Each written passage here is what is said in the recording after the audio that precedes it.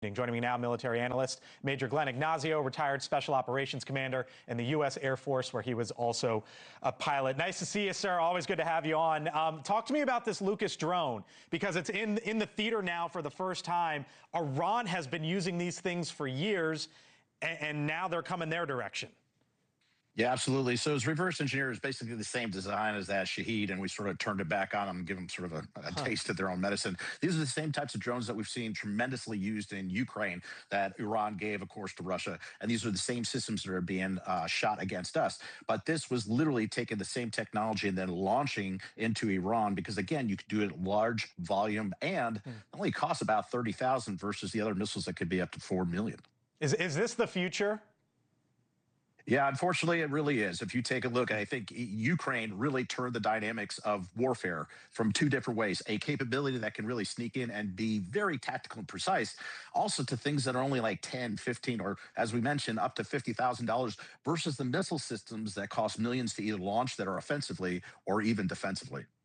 We saw today the two scenes at the embassies, right? And we know that 6 American soldiers have already lost their lives. And when you talk about protecting Americans abroad and protecting our embassies, and Iranian drones, which is their main source of weapons, or one of them, at least at the onset of this, I think there might be some folks tonight, Major, who say, you know, how did that happen? How can we not protect it? And there's been some reporting out there, the president even today talking about a Wall Street Journal piece that says maybe we're low on sort of defensive munitions. Where are we tonight on that front?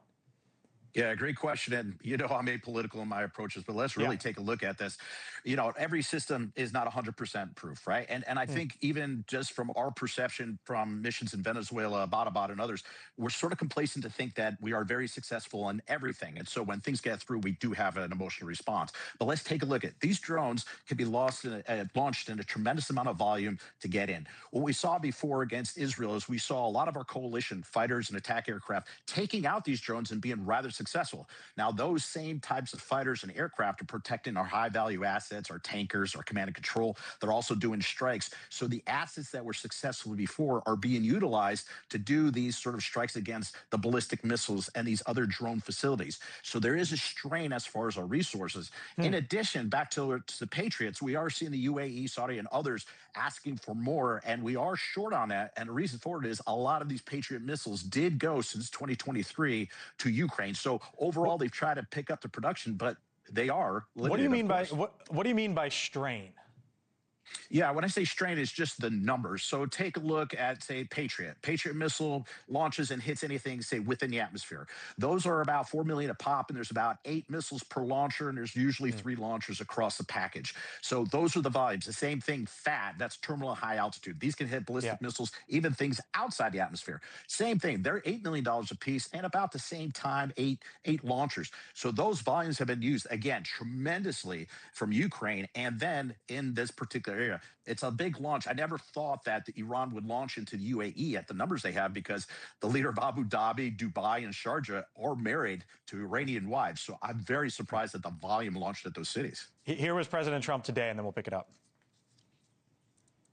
We've had a very, very powerful impact because virtually everything they have has been knocked out now.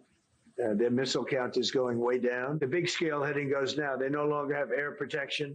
They no longer have any detection facilities at all left, and so they're gonna be in for a lot of hurt. What do you expect the next 24 hours to be like? Well, like you said, with the air defense, we now have the ability to have real air dominance. So we have our aircraft sitting overhead where we don't do pre-planned missions to take out these particular strikes. They're literally sitting over there, see a target, being able to take the strike out near real time. So again, Iran is about 600,000 square miles, about a sixth of the United States. And I think that what we're going to do is we're going to prosecute this similar to what we did in Iraq, which is what we call kill boxes. We'll see as much as we can, but they'll prosecute terrain after terrain after terrain to make sure that we take out any of these drone sites. They could be buried underground. Great intelligence, but again, we got to do this methodically. Ballistic missiles are #1 big threat. They can reach Equatorial Greece. And then again, these drones. But that's the biggest focus, is to take out their offensives. Major Glenn Ignazio with the insight tonight. We'll be talking again soon. Thank you, sir. Appreciate it.